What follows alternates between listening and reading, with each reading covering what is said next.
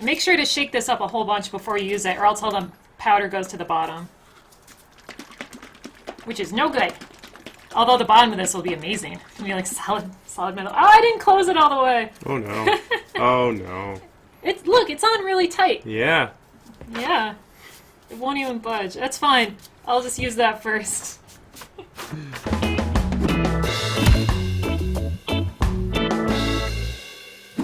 Greetings, fellow makers! Welcome to the shop. We are live from the shop over on our Twitch channel, and you guys are watching this the next day. But we're gonna paint some props. These are the props we built last week on the live stream. We got a Fallout. They're Fallout weapons technically. So I have a pipe wrench. I have a tire iron with a blade attached to it, because why not? That's right. And we have a video on how we built these. We'll link to that down in the description if you want to see how we built them, but today we're painting them. But in between then and now, we did some sealing. Yes.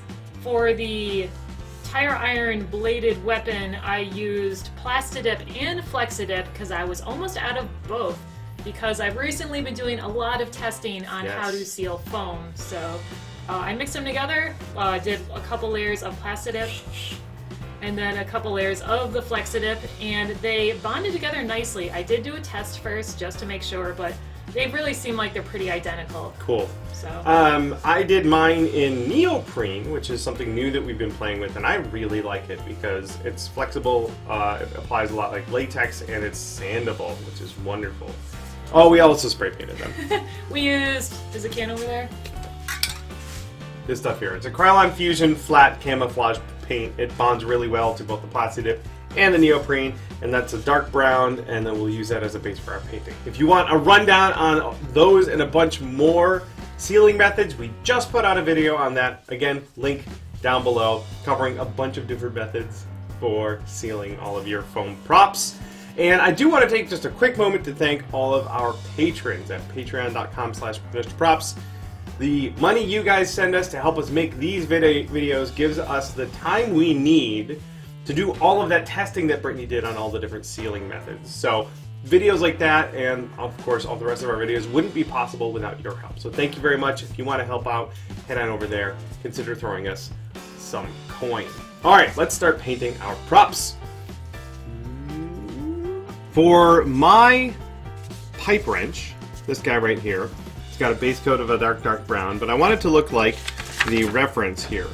And the color's kind of goofy, but it's mostly a rusty finish on the whole thing is metal, but it's all rusty, and then the handle looks like it's been painted, but you can see that a lot of the paint is chipped off. So my plan is to go over most of this with different rust-colored paints. There's a red right there. I've got a bunch of different acrylic paints. These are Tamiya model paints. And I'm going to put them through the airbrush and put a lot of different rust colors on here, kind of like a modeled variety of rust. So that's my plan. And now it's Brittany's turn. So the references for my tire iron are all solid rust, so I was thinking I might try to do some oxidation on this guy. Ooh. Kamui Cosplay just put up a video on a similar way that we do oxidation, where she uses actual iron powder or any kind of metal powder that oxidizes, and then sprays on an oxidation formula. We have some that we got from Sophisticated Finishes, I believe, right? Yep. Yeah. There's Sophisticated Finishes that does one, and there is Sculpt Nouveau. This is the Compleat Sculptor's iron powder. Yeah. So this would rust kind of the right color because it's a tire iron. I assume it's made out of iron. Yeah. Yeah. So I might try some of that. Also, I did discover when I was playing around when we were doing the vacuforming video, we vacuformed my Hearthstone symbol, and I just put Rub and Buff on it and oxidized it, and it oxidized just nicely, pretty nicely there. This was a copper Rub and Buff, so I might kind of mix it up on what kind of metals I apply in different areas to get different kinds of look there. I don't know, we'll see. Maybe I'll go bury it in the backyard. You're gonna experiment a bit today, is what you're saying. I am going to experiment, yes. Right, cool. Mixed up some bronze colored acrylic paint. Here it is. And I thinned it down with a little bit of alcohol. And I'm just going to put down a base coat on my wrench here. I've already started. It's kind of hard to see. I'm just adding a metallic sheen as sort of a base coat. Most of this will get covered, but I want, wherever it peeks through, I want there to be a little bit of a sheen. So it's a really kind of subtle thing. So that's with, that's without, that's flat, that's a little bit of a shine. So that's layer 1 of about 100. The next layer on my prop here is going to be a sort of a burnt sienna, sort of brown, ruddy, rusty color. I've already started putting it on there, and I'm going splotchy with this. I'm not trying to cover everything, but I am trying to get down into the crevices, anywhere that rust would accumulate. Some of the, I'm not sure what was going on, but some of the bronze paint got kind of milky looking there, so I'll just cover those spots with this.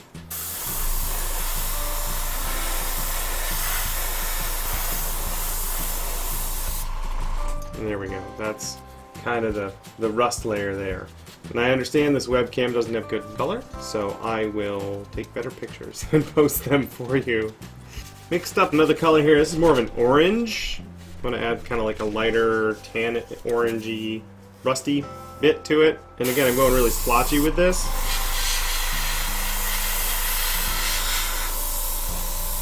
So that's a little bit, I did one pass, it's a little gentle, and now I'm going a little heavier over here.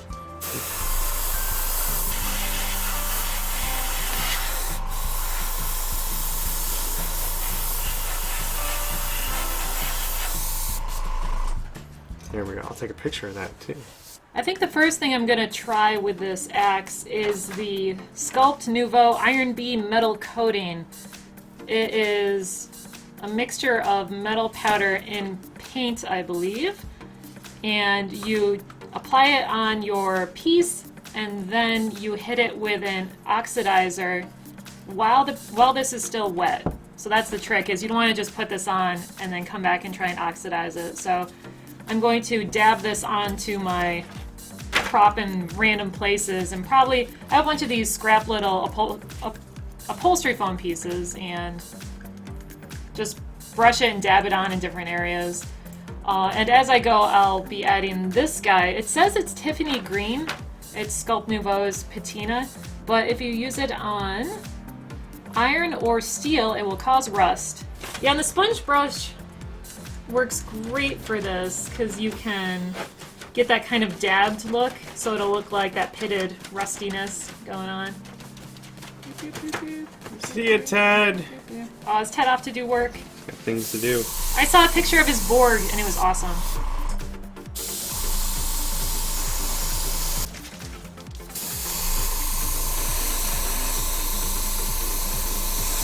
I could just spray this on, but I'm going to dab it on so that it won't get any drips. Sometimes the drips are cool, but I don't really want them for this.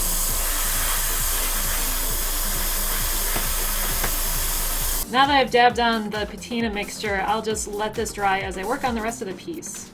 I've got one side of this all dabbed on. I'm going to hit it with a hairdryer to dry it up, and apparently that helps it oxidize faster, which is nice. But you can see there's a lot of dark brown areas starting to form there. I don't know if you can see. Here, let me just take a picture. Yeah, there we go. Cool.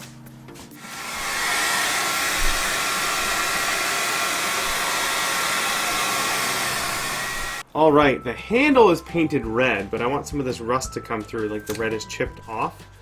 So, first thing I did, I masked off this part, and I'll be airbrushing just the handle. Then, I've got water. This is called salt chipping. And I just put water on my piece wherever I want the paint to chip off. And then I've got some salt here. I went with a coarse kosher salt. And that just gets sort of buried just all over the part where there's water. And then whatever wants to fall off, you can let it fall off. Like so. So there's salt. I did some there. I'm going to pick some more spots on here, add salt all over this thing. And then I'll airbrush over that, and then I'll brush the salt away, and it'll look amazing, you'll see. So I've covered my handle in strategic spots with some of that salt, and I've mixed up a red color. I'm trying to match the game color. Of course, this is a print from a printer that's not calibrated or anything, but I'm trying to kind of match that color there. So I mix that up, and this is just going to get airbrushed over everything. Now, some of the air is blowing away the salt. It's possible I should have let the salt dry more. But I'm just going to roll with it. If some of the salt actually chips off as it's going, it'll actually add a little bit more texture. So I'm just going to keep rolling.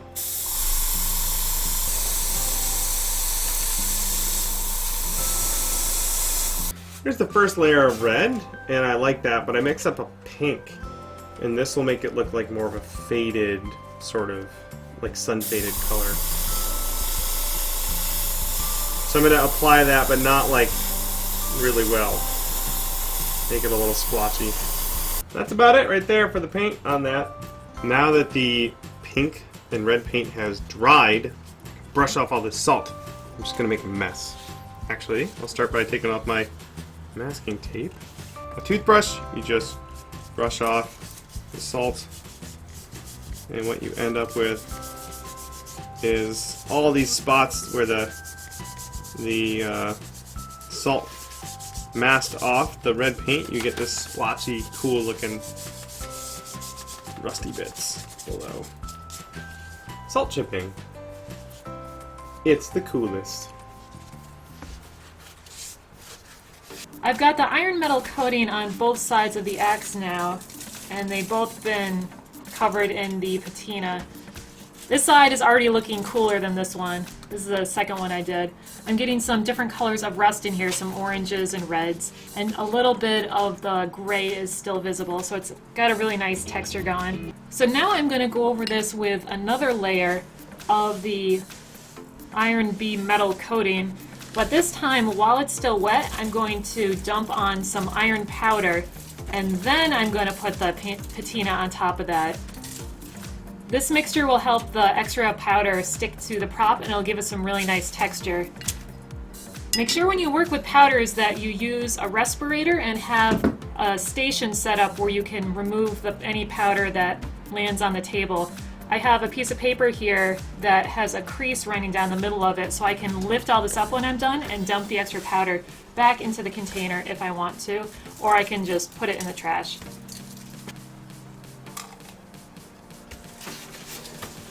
It's fine. Knock a bunch of the salt off. Everything's fine. Everything's fine. Look at on powder. Some of these are really big granules.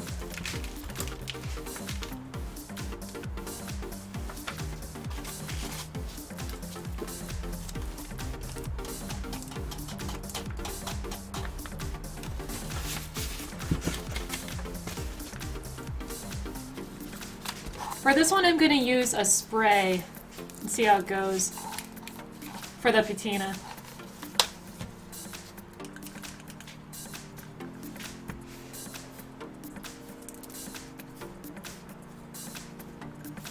I've got a whole bunch of that powder on here now, and I applied the patina with a little spray container over all of it.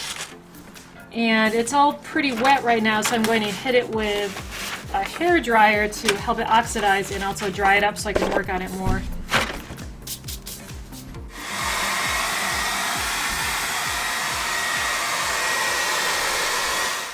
I got some varnish, and I'm just going to brush it on. This is a gloss varnish. It's not going to dry too glossy on this particular finish, but it should seal it nicely for the next few layers of paint for weathering. Alright, I sealed this with varnish, it's all dry, and now I'm just kind of like adding a metallic sheen to it. I've got some heavy body acrylics here that I really like, and I've got just a kind of a bright silver, and I'm just adding the faintest shimmer of paint to this brush and hitting the edges. So this is without, this is with. So it's just got that shine. I'm going to do a couple passes on this. I'm going to mix a little brown in with one layer to kind of add some contrast to it. But that's all I'm doing is just the whiff, the faintest whiff of paint. I can add more if I want. I can go heavier if I want to. But it's better to add a little at a time overall than to do a whole bunch all at once. Did some dry brushing.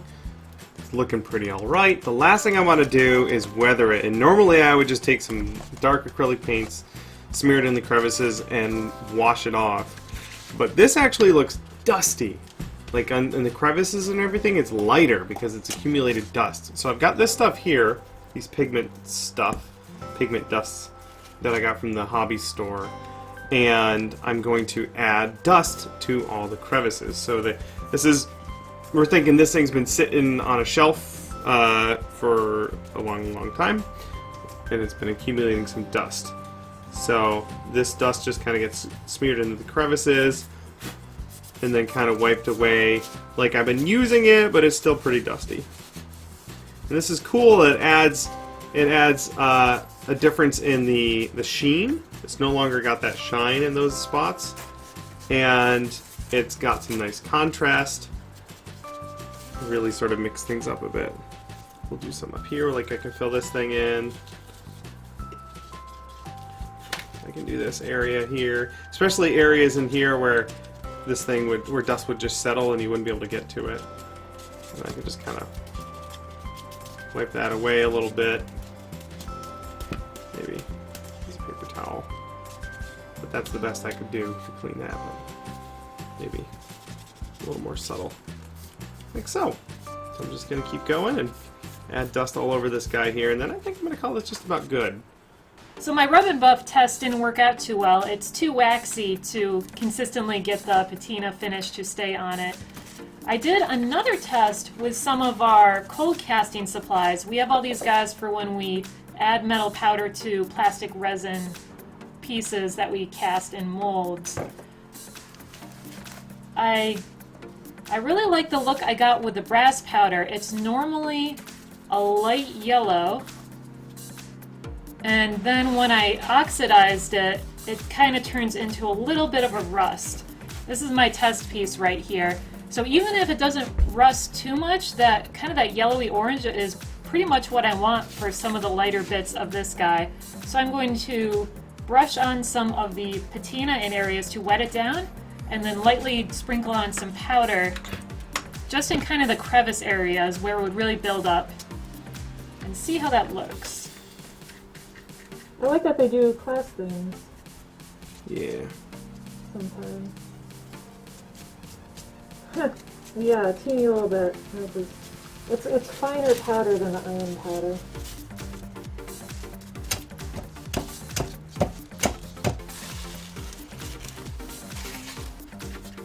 I dumped a lot of the brass powder back into the container and kind of wiped the edges to get some of the normal rust color back, so that the lighter color is only in the crevices. So now I'm gonna just spray some of the patina solution on there and hopefully get a little variation of color. Yeah, so just a little bit of the lighter yellow in the crevices, and the rest of it will be more of the normal rust. I really like the way this brass powder added a lighter yellow color to the crevices of the metal. I brushed a lot of it away and then hit it with some more of the oxidizer, so some of it kind of ended up being more reddish, and then other areas still stayed all yellow. And I think I'm going to call that done. I think I'm going to put it outside in the sun and see if it changes any more colors. Very good. I'm pretty happy with how this has turned out, but the Prop Tarts have demanded blood. They figure I probably clobbered someone in the face with this thing, so there'll be blood on it. So I've mixed up a little bit of blood-colored paint. It's blue. It's mostly red with a touch of blue, so it's darker, a nice dark red. And I'm going to do a practice run here. Basically, I take the end of this brush and another brush, and I go like that, and it splatters. Here we go. Yeah.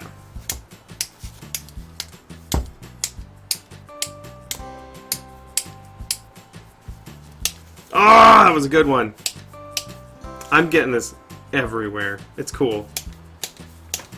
Oh, it's such a bloody mess. I need a better, like, shot across this one here. And I'm just thinning it a bunch so that it's a little more liquidy. Oh, that was good. Boom. Clang, clang, clang, clang. Hey, gang, check it out. In just a couple of hours, we each painted our props to look like they're not foam anymore. Yeah, mine is solid rust right now, and I like it. It was made with science. There you go. Yeah, so a couple of methods. This one was using just paint. This was using some chemistry to get some really fun finishes for your foam props.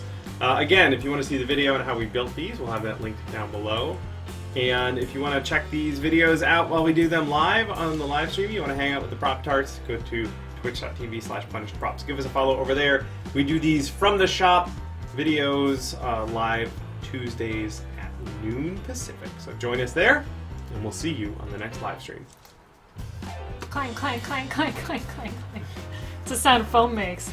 There's blood on here. The Prop Tarts demanded blood. And when the Prop Tarts demand blood, you give them blood.